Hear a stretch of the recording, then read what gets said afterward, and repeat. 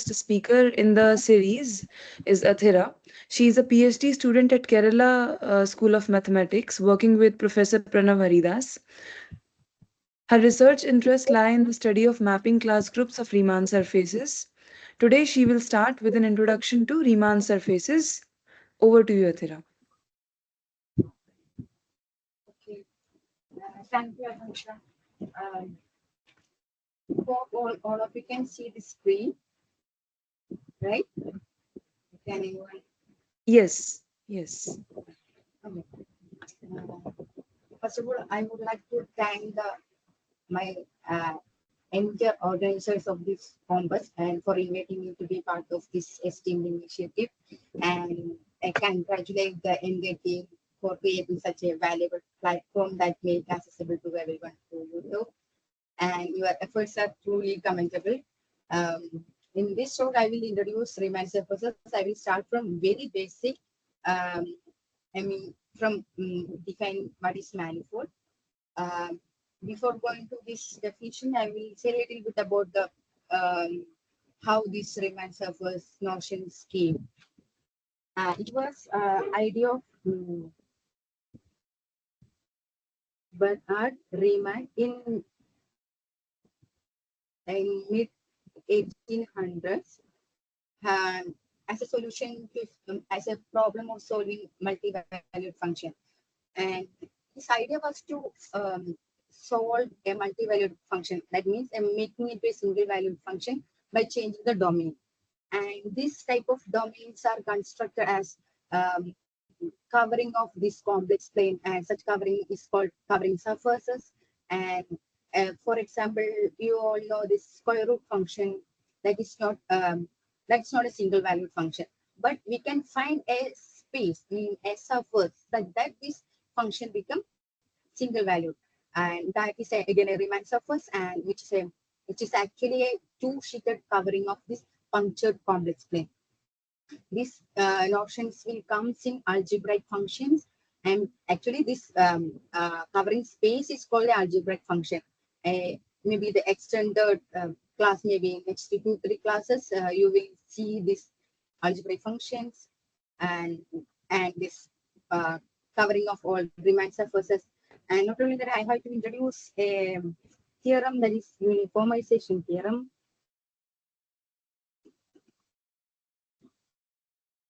And uniformization theorem states that all simply connected Riemann surfaces, which is by to either complex plane or Riemann sphere or upper half plane. But we can see that only Riemann surface which is covered by complex planes, either C or punctured plane. P1 which covers only Riemann sphere. All other Riemann surface we can uniformly covered by upper half plane. So studies on this upper half plane make it easy to study all such Riemann surfaces. Mostly all of the Riemann surfaces. Such collections are called hyperbolic Riemann surface. Those who am leaving these two speakers of hyperbolic geometry. I hope that they will explain all those things, and I'm going to define. I'm going to give a structure on these three spaces. Okay. Hope you all know manifold, but those who have not seen definition of manifold, I will define here. I'm considering n-dimensional manifold. Um,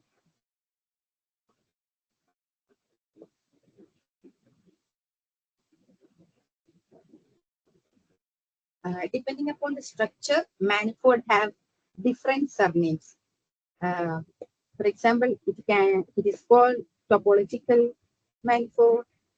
Basically, if they said nothing, it's called topological manifold, or smooth manifold, or CR manifold. CR um, means I want to write this here. Real analytic manifold, CK manifold, and complex manifold. Here, our Riemann surface will lies here in complex manifold. I will explain this all the definitions very briefly. First one, topological manifold. A post-drop second countable topological space is said to be topological manifold if it is locally Euclidean of dimension. This is n-dimensional. That means for a very point x, I will denote it m. For a very x belongs to m, there exists a homeomorphism phi from some open subset of m to open subset of Rn. And this U phi is called char. This type of char exists for every point of M. It's a definition of topological manifold. And for define smooth manifold, have to define what is atlas. Atlas is a collection of charts whose domain cover M. And compactability. If I will denote this atlas by A, script A, if U phi and V psi are two charts in A,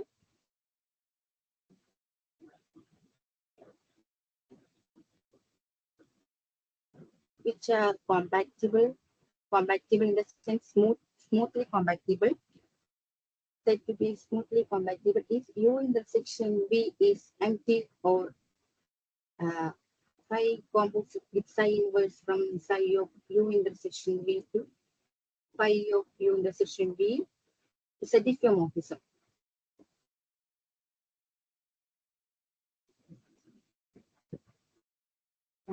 I think U intersection V should be non-empty. But if either happens, either U intersection V empty or if U intersection V is empty, we don't have to check much, right? If it is non-empty, this is called actually transition map. This transition map had to be smooth by means diffeomorphism. Okay. Yeah. Smooth atlas. Athira, so can you explain what is happening with the charts using a diagram? Yeah, I mean, the transition I will maps. explain so. Oh, okay. Which is fine. Yeah. Suppose this is our manifold M, and I'm denoting this is U, and some this is V.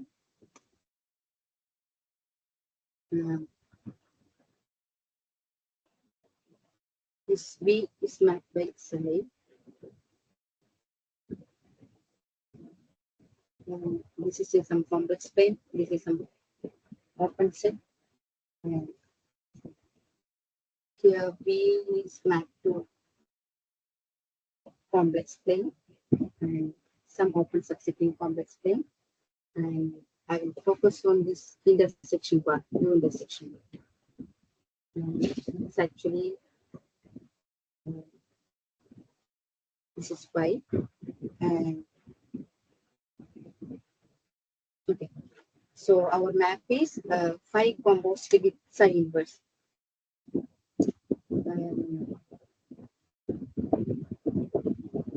Phi composed with psi inverse, which map to this is the complex plane, this is also a complex plane, and our intersection part, this is the intersection point. Okay. And if this map, this transition map is a holomorphism, this is a smooth map from this space to this space. Here I am describing about C. Here we can, if we are dealing with n manifold, this is R. Okay. If this transition map, this is a usual sense, right? We know how to find smoothness of a map between open subset of Rn. So if this is a smooth, and we are called this chart as smoothly compatible. Is it okay? Yeah. Um, Atlas A is said to be smooth Atlas.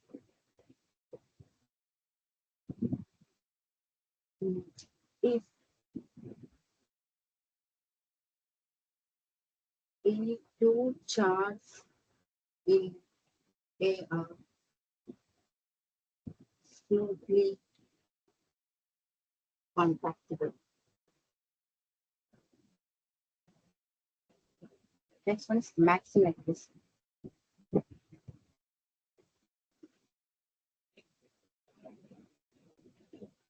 A smooth Atlas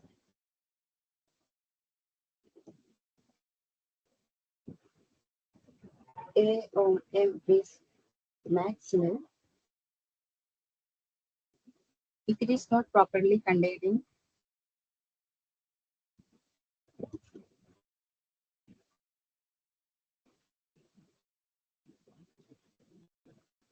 So, Athira, what do you mean by smoothly compatible? Yeah, smoothly compatible means that's I am defined. If we have an atlas, we are saying that this atlas is smooth atlas if any two chart in A are smoothly compatible. This smoothly compatibilities I have just defined here. This one, smoothly compatible. Okay, And okay. transition maps are smooth. Okay. So if it is a diffeomorphism, phi Yeah, it composed is a with different. chains. Here Okay. we are defining smooth structure. If we are defining complex structure, this transition map become holomorphism. I will Hmm. come with that. Means I have already mentioned the manifold have first name depending upon the structure. Actually, it's depending upon the um, transition maps, how it look like. If it is smooth, it belongs to this category. And real analytic, if the transition maps is real analytic CK manifold, if it is CK smooth in complex manifold, the manifold has to be dimension 2x and the transition map has to be holomorphic. Clear? Okay. Okay. Yeah, Okay. it's clear. Okay. And this is called maximal if it is not properly contained in any larger vector.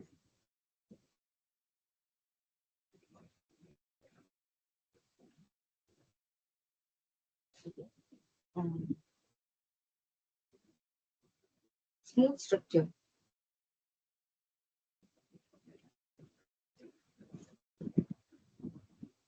A smooth structure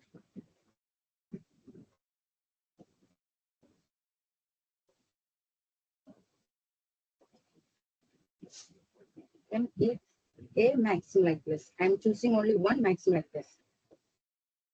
A maximal atlas is called a smooth structure. A manifold together with a smooth atlas, smooth structure is called smooth manifold. Okay, now we can define smooth manifold.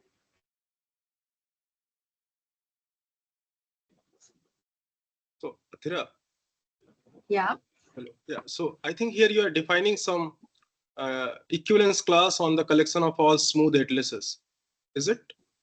yeah. What is that equivalence relation? Is it like smoothly compatible? Yeah, this is smoothly compatible. If you have an atlas, we are taking corresponding to every atlas, we can find out a maximum atlas. In that collection, any two charts are smoothly compatible. That's Why we can smoothly find? compatible is like an equivalence Okay. relation here. Yeah.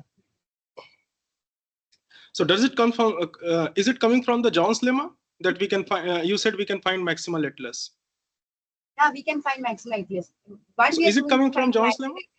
we are taking the all possible ITS means all possible charts. Hmm. All possible charts means what is meant by maximality? We cannot find in a larger ITS which contains our given ITS, right? So what we are doing, we are taking all possible charts which are smoothly compatible with our given A. Is it clear? Uh, I'm just asking what is the like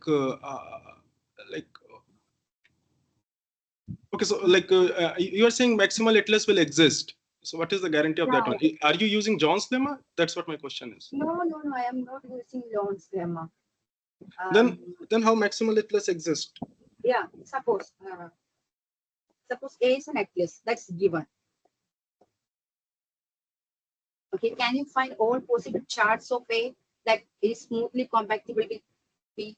Means suppose can you find any some u comma phi that is belongs to A means means u comma phi that is smoothly compatible with A means for all chart for all B psi belongs to A. Psi composite with phi inverse is smooth. I'm taking all possible chart. If there is a chart given, I'm taking all possible such open sets together with the homomorphism. So I cannot further. Means I have to count everything.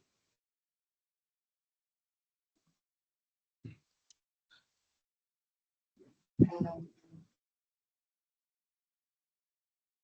Okay, anyway. maybe you can refer John Emily's book. Maybe Introduction to Smooth Manifold.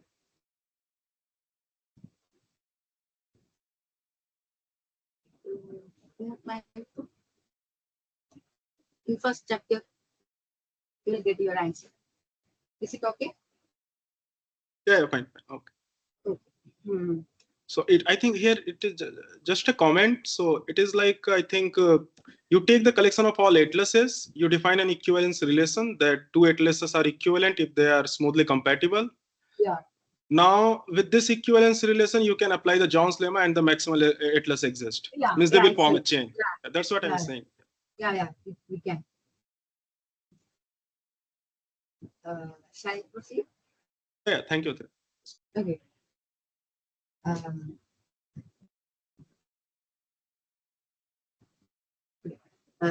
Smooth manifold is a manifold. mm,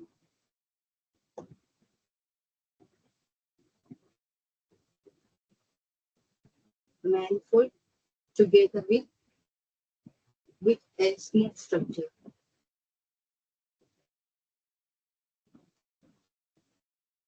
That will be noted by a pair. Okay. And third one is complex manifold.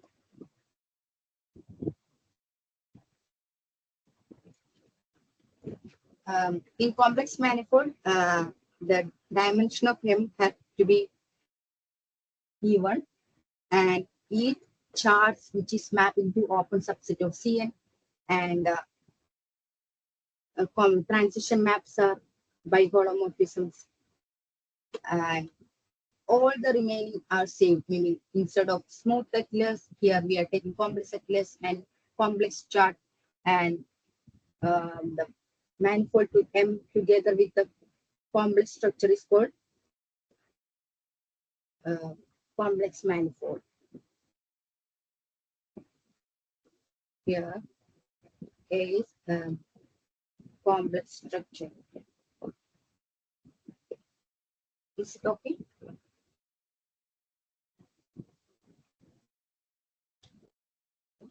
Hello? Yeah. And here is our definition of Riemann surface. So could you give me the example of complex manifold, analytic manifold, and so on? Yeah, I'm going to give the Okay. examples of means complex manifold, Riemann surface.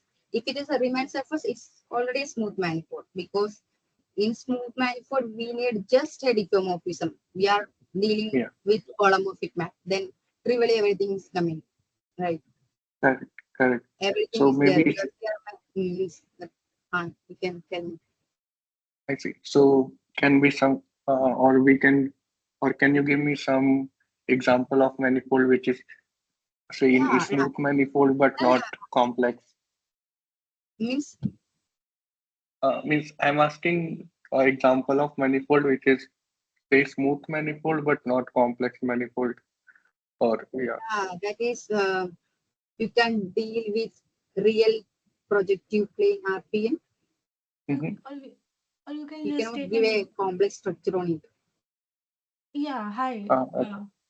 Hello. I, So or you can just take an odd dimensional manifold because for yeah, what complex dimension manifold is manifold an also. Yeah, even dimensional manifold. exactly.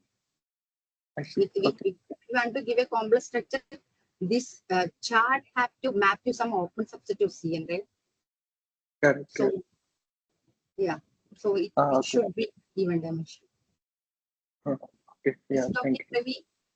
Yeah. Yeah. Okay, Riemann surface. Um, a Riemann surface is a pair MA where M is a connected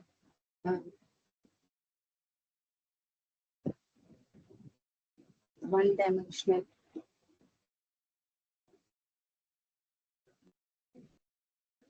complex manifold, and A is a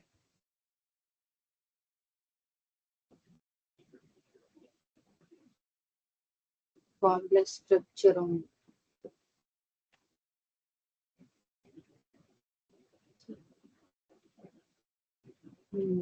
now I will describe some examples of Riemann surfaces. Very trivial example is complex plane together with identity map. Only one chart. Okay, this is clear, right? This is very trivial example.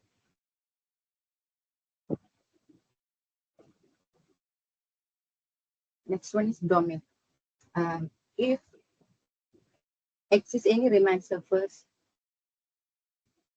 then Y subset of X, which is the taking domain open, connected, and non-empty subset of X, then Y is a Riemann surface.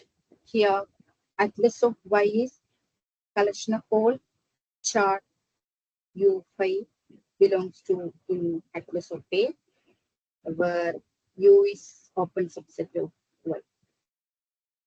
This atlas gives complex structure for Y. Third one is very important example, the Riemann sphere. These two examples are pretty clear, right?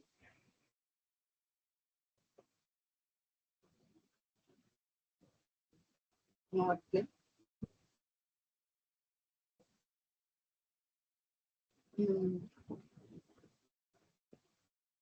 Real projective plane or Riemann sphere, which is a one-point compactification of complex plane.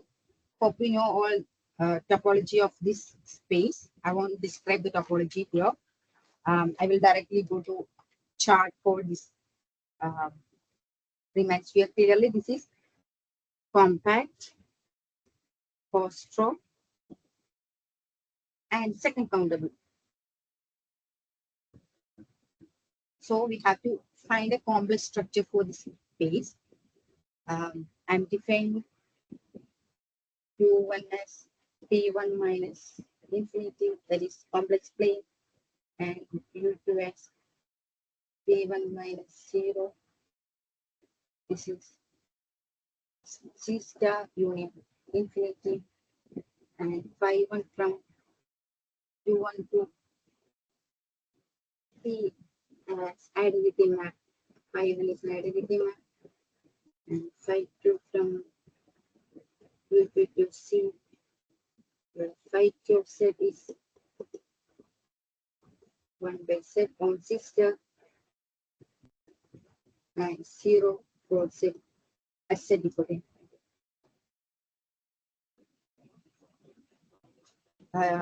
My atlas is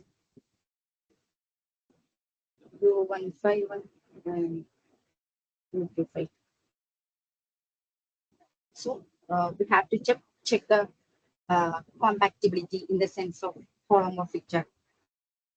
Complex compatibility, that is phi 1 composed with phi 2 inverse is holomorphic. Here from phi 2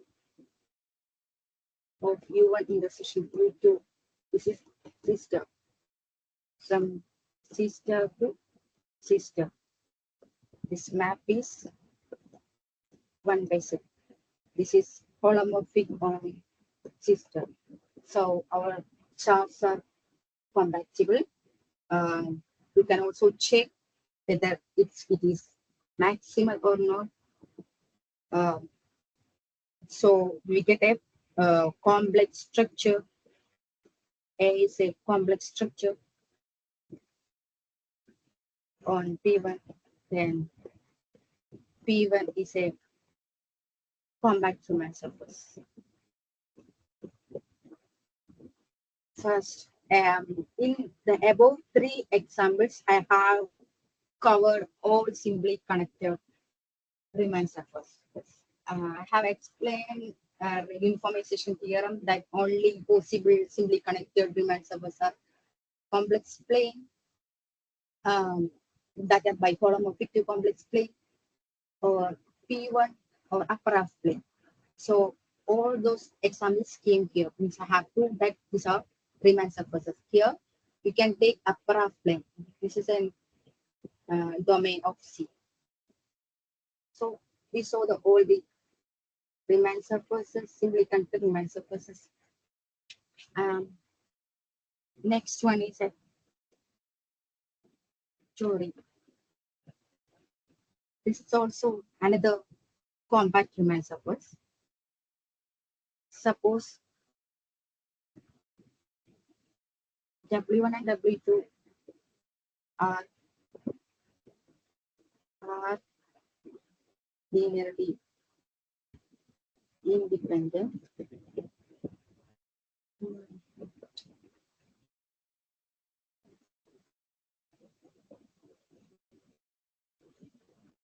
If an equivalence relation on C, let Z1 and Z2 belongs to C. We are saying Z1 and Z2 are equivalent if and only if Z1 minus Z2 lies in a lattice generated by Z W1 W2. Here, lattice means set for MW1 plus MW2 where M and N are integers. That is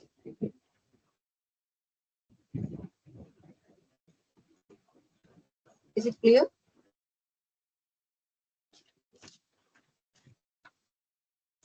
Yeah, it is fine to me. Yeah. I will explain with some graph.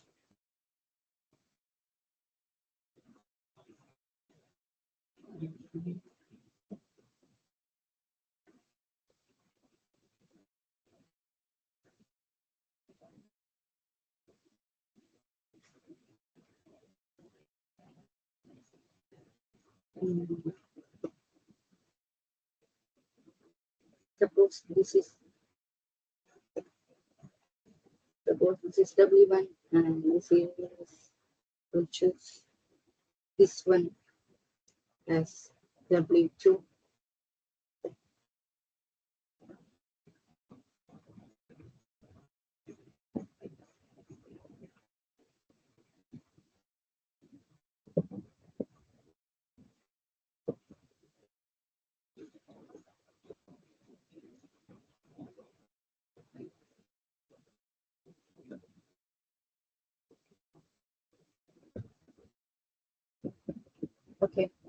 By the equivalence relation, um, points here which are identified to points on this line. These two edges are identified and these two are identified. If you think it's look like our usual torus. This identification of these edges and the points here in this parallelogram has lies in a unit equivalent class. It does not have any other pasting in this parallelogram. So the entire complex plane, you can find a corresponding equivalent element in an equivalent class in this parallelogram. That means uh, with respect to a question map, C mapping to C mod gamma, um, is a question usual question map. We can see that this C mod gamma, which is a compact space. I will describe this. Everything else because here P is a P is this parallelogram.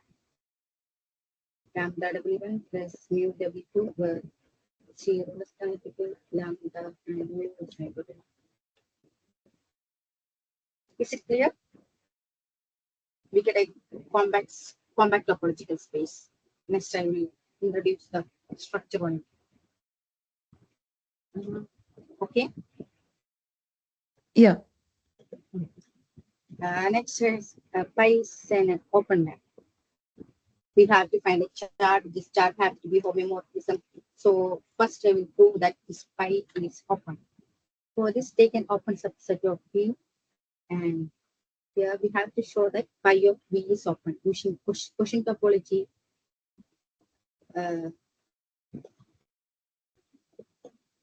This is enough to show that pi inverse of pi of V is open.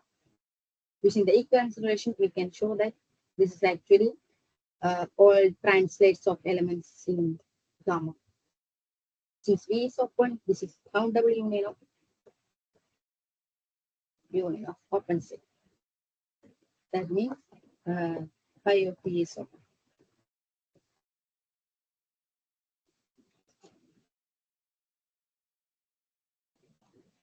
Clear?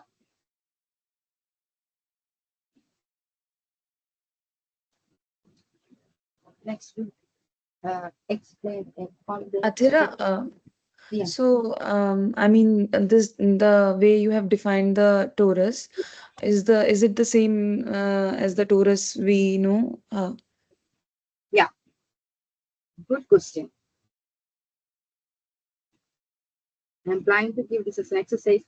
Find a homeomorphism between C mod gamma and S1 cos S1. This is very simple.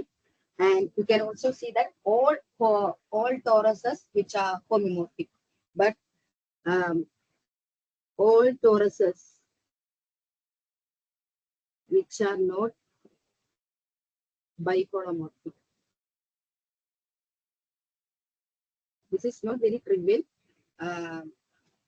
but those who are interested to see this. What is the second question? All toruses is here.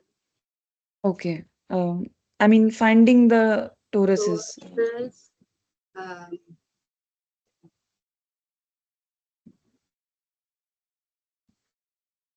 need not be. Oh, okay. Need not be biholomorphic. There is some relation of this generating set of lattice, how these two torus become biholomorphic. Maybe those who are going to teach lectures, means going to talk on lectures in higher Schmuller theory, might cover this question, this second one. Or you can think it out. I can give one trick is that you can check with gamma as 1 tau and another gamma as 1 tau prime. And where this tau and tau prime are complex number. So that's this generating set is linearly independent, and how to find this biholomorphism, how this space become biholomorphic. This is idea of the proof. Maybe Teichmuller space speaker might speak about it. I won't speak here, but this is the idea. Clear? Yeah. This is whatever you ask. This is very simple. Your question is very simple. You can find an explicit homomorphism from C mod gamma to S1 plus S1 using this lattice generator. This is I said 90% of proof. Just one line proof it is. I said everything. Okay. Yeah. Shall we proceed? Yeah. Athira, what is this pi prime actually? Top What prime, is pi? gamma prime. Yeah, I mean gamma prime. This is What- X. No, this is no, it's not here. In the left hand side, you claimed yes. na V is a subset of C, pi of V is open, and just after that. Yeah, I have to show that pi is an open map. So what is this pi? Pi prime? Is it pi inverse or something? Pi is a projection map, means question map. No. Here pi There are two pi, inverse, right? pi Okay. inverse. Because what is mean by question Yeah. topology? Something is open, inverse image of it is open. So Yeah, I have to show that pi of V is open. So pi inverse of pi of V have to be open, right? yeah. Sure. Okay. Thank you.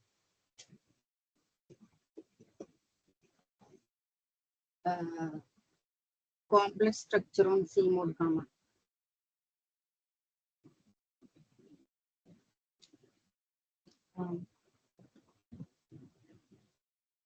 For each point, set belongs to C. Choose an open set. B subset of C such that Athira, Yeah. just one question. I mean, I want to like ask whether it is true or I'm not sure about that. So, this C by tau, this I mean these two toruses are biholomorphic if there exist I mean in invertible matrices or determinant one yeah, exactly. that maps I mean so because if there is an invertible matrix of determinant so the lattices are equivalent, right? So in this case are these biholomorphic? Yeah. Exactly, we are saying the answer because there is some relation between this tau and tau prime. Okay. This tau is mapping to some A tau prime plus B by C tau prime plus D, where A, B, C, D are integers and the determinant of this matrix is 1. This is the Okay. condition exactly. And this will give the moduli space. So maybe the speaker, they will speak about these things. I should not tell. Okay. Whatever your intuition is correct. Okay. Thank you. For each point set, choose an open set B such that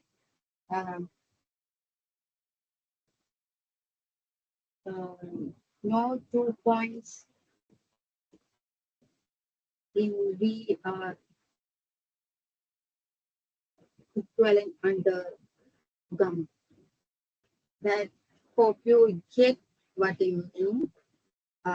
If I choose any point in the complex plane, I can find some neighborhood, right? So that it does not have any other, means any point in this neighborhood does not have any other equal, any 2 points are equivalent. Means if I choose something, if the point is here, no 2 points are lies in the same equivalent class. I can find a neighborhood for every point, right? Is it clear? Means whenever these 2 points become a same equivalent class, this this type of length should be there. If I do this much big same equivalent class, right? Is it clear? Yeah. Yeah. Okay. So our pi restricted on V is injective. since phi is an open map and continuous injective, so phi from V to U, I'm calling phi of V. Phi of V is a homomorphism.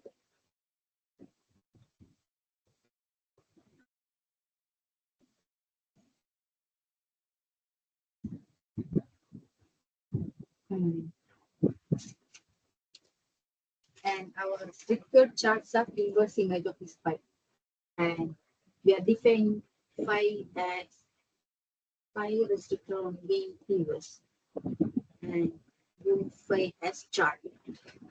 Let here I'm denoting U as U be the whole collection of all such charts. Is the atlas clear? I'm taking Yes. all the chart. So the maximality is trivial from the definition itself. So only you could check the compatibility. Claim use a smooth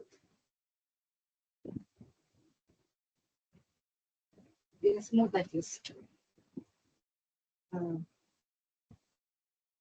Let U1, 4 and U2 from 2 belongs to U and psi defendants 5 becomes 5 inverse prime.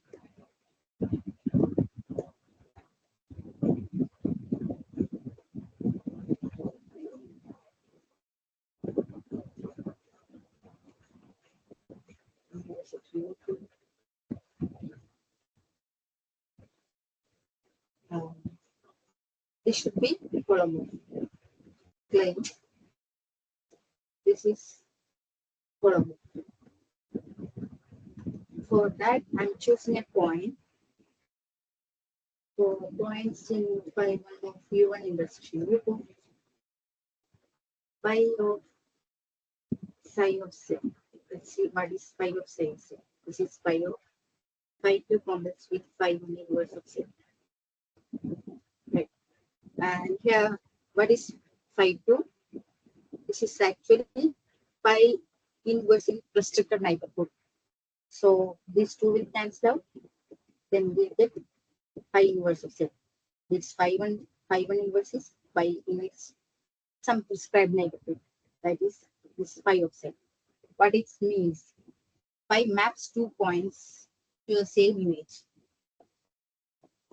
Psi of Z minus Z belongs to gamma because they are this different. They are lies in a same equivalent path. Okay.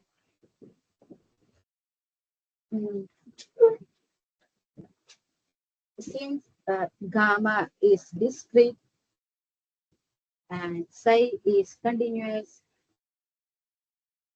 and C is connected,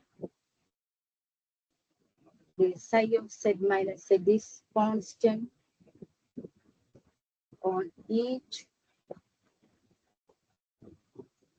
connected neighborhood of the connected components of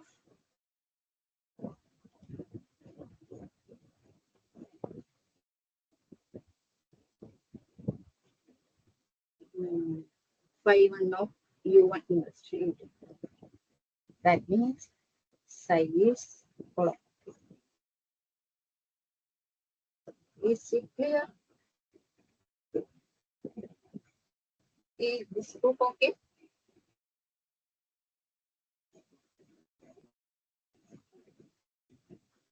Any doubt? Hello? Any doubt? Hello? Any doubt? Yeah, no doubt. Okay, fine. So we have defined smooth structure on Riemann's on torus, not Riemann's, on torus. So we get a compact Riemann surface. Also using uniformization theorem, we can show that complex structure. There is this unique complex structure. These are the only complex structure on P1 upper half plane and C. Maybe in all simply connected Riemann surfaces. I will not go to proof of this section. Maybe I have to define metric and push forward, pull back metric, all those things, leaving to hyperbolic geometry section. Okay. And then I will ask one question.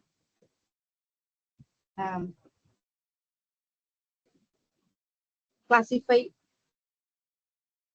all possible compact Riemann surfaces. Maybe if you have done some theorems in basic topology, you might get answer, but it's a little bit tricky. And this question you can answer now. Does it exist any compact Riemann surface in C? Anyone?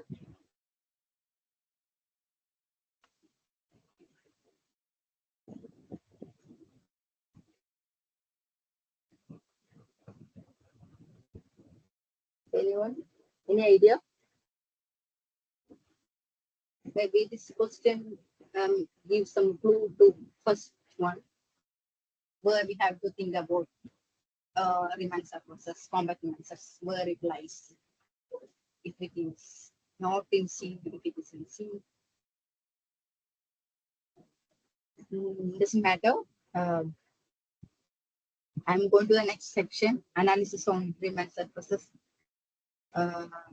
Shall I move or any answer or any intuition Maybe, for the second question? maybe relatively compact Riemann surface is there on C, right? No. I am asking about compact Riemann surface. Does it exist in compact Riemann surface in complex plane? How it possible? That's the answer. How it's possible. So where we have to think about this space, maybe lies in some higher dimension. Means surface lies in higher dimension, but we can't think in complex plane, right? So we have to think about in R3 or R4 in some higher space. Yeah. Maybe the classification of surfaces give the answer to the first question. I will not describe here, but you can check it later. Shall I proceed? Okay. Yeah, sure. Next is holomorphic.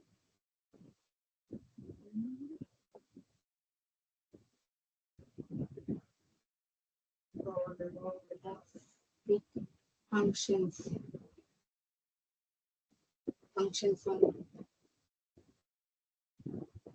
Riemann surfaces.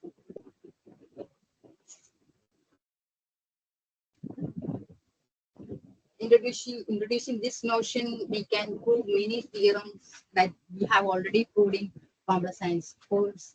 That is identity theorem and fundamental theorem of algebra, Liouville's theorem. All these theorems will come once we have defined complex functions and complex map on Riemann surface. Just this become a very eye-pleasing proof of the section if we know all these tools. Okay, we'll start with defining this holomorphic function. Maybe I have 10 more minutes. Yeah, Athira. Okay. I will describe about I will define holomorphic function. Let X be a Riemann surface and Y subset of X be a non-empty open set. Non-empty open set. A function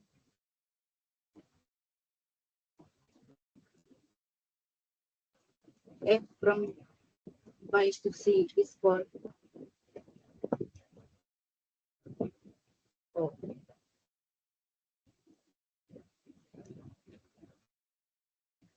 For holomorphic, if F composed with psi inverse from psi of U in the session Y to C is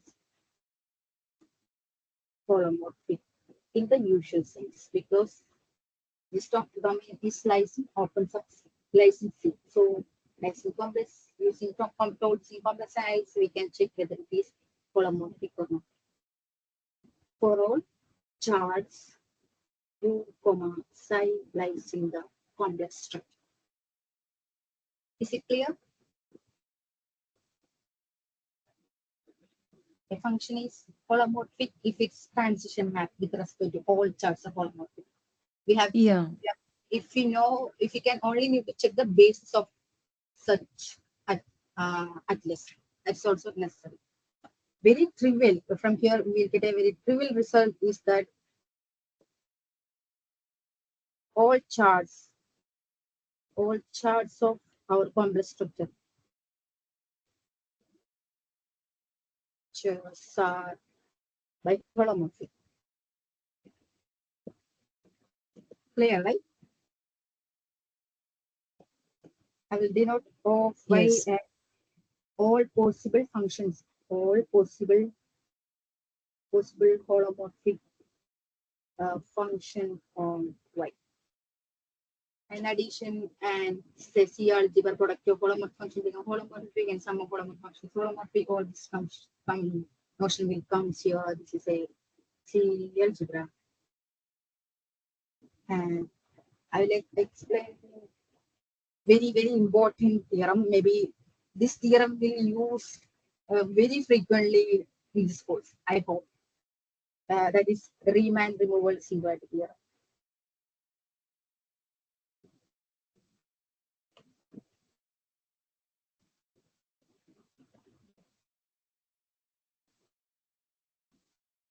Riemann removal singularity theorem. This is same as in complex analysis. Same proof means same proof. We are taking proof from complex analysis. Also same theorem. Let U be a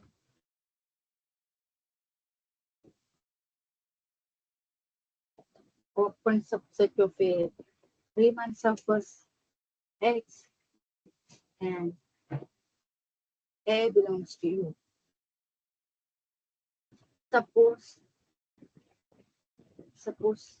Suppose that the F belongs to holomorphic in some deleted neighborhood of U, deleted neighborhood of A, and is bounded in some deleted neighborhood of A, then F has a holomorphic extension.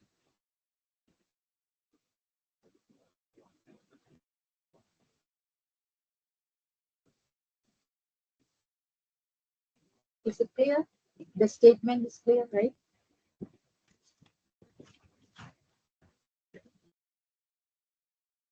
Yeah. Okay.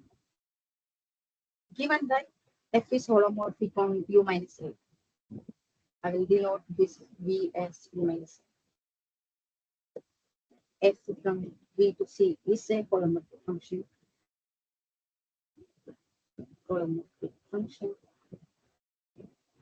That means F composed with psi inverse from psi of W intersection V to C is holomorphic for every chart W, psi lies the given complex structure.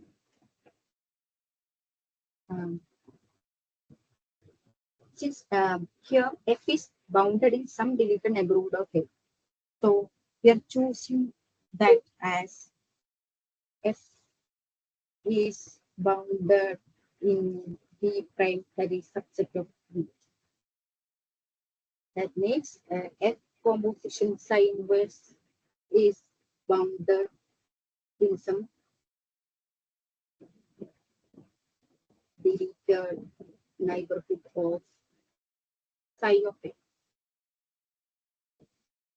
Then here this map is lies this map is in lies in open subset of means this map is a from open subset of C to C. So we can use Riemann removal singularity theorem on F composition psi inverse.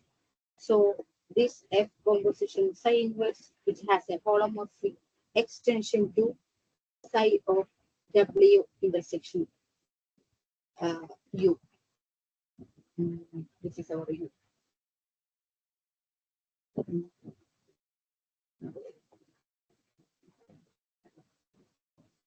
This is V and U minus A. That means F has holomorphic extension to U. Is it clear? Yeah, but you were Yes. Yeah. using the Riemann's removal theorem for from C actually, right? Yeah, we are using Riemann similarity theorem on C because this F composition psi inverse is a usual maps, holomorphic mapping complex plane. So we can use that. So we are assuming the Riemann removal simulated theorem is there on C, and we can extend it to any Riemann surface, Yeah, we right? can. Yeah, same theorem we can use means extend here also Riemann generalization. Yeah, generalization. Yeah. Okay. Generalization. Yeah, but I think in complex manifold, you can't do it. N is greater than 1, means the dimension is strictly greater Yeah, than 1. in Yes, complex yes, yes. manifold. Very good. You are talking about higher dimensional Correct. complex. Yeah. Yeah. Okay. But we have to know about what are the result there and how whatever the result we can pull back. Locally we can do right everything because locally it's safe. Yeah, but in higher dimension, this And removable Riemann singularity is not there, I think. So, not yeah maybe identity theorem also won't work in higher dimensions. So in higher dimension manifold we cannot pull it back because that's not exist there. yeah. Yeah. Any more doubts? So are you saying identity theorem also not there in higher dimension? Yeah, identity theorem is also not in. I mean, there No, is no, identity it theorem. will We be, can, I yeah, think different. it is true for Yeah. real analytic functions. So it is true. I think removable singularity is also true. Okay, I'm not sure. I think it's true Um, because you can see on each complex line and then I don't know. Yeah. put it as an exercise to check. Yeah. Yeah, I think it's true in higher dimension also. But we have to check, yeah. Mm. But in Riemann surface, we have to care about only the resulting complex plane. Is it fine? And I will stop here and almost 12:30. If you have any doubt, you can ask now from beginning. Or I will take one more lecture maybe next week. You can ask that in that class also. So I have one small question actually. So Ah, in the beginning you mentioned that real analytic manifold or something real analytic manifold, ah. right? So could you please explain it the definition once more? Huh? Could you please explain that definition once more actually? Oh, that definition is same. What is a real analytic manifold? Okay. Here, Yeah. this topological small real analytic, this all names comes from transition maps, property of transition map, right? If the Yeah. transition map, I have mentioned about compatibility of transition map. Mhm. What is yeah, this map, this So the transition map, transition map will this be real analytic or something like this that. transition map is real entity. Then it is means transition map is CK smooth, then this CK manifold, and real entity, then it is real entity manifold, all depending upon this map. Okay. Okay. Thank you.